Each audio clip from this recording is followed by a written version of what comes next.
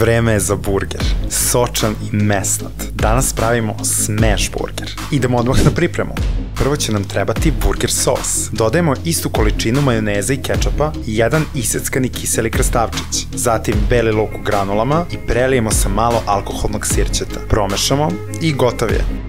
Prelazimo na priloge.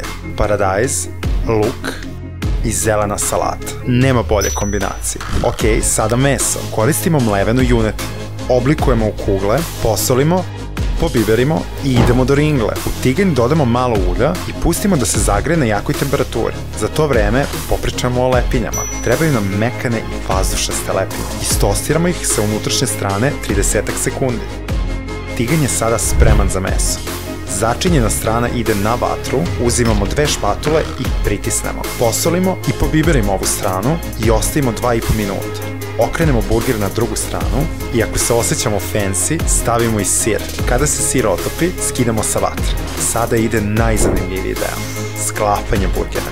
Prvo sos, pa zelena salata, paradajz, meso, stavimo luk i krunišemo naše kralje.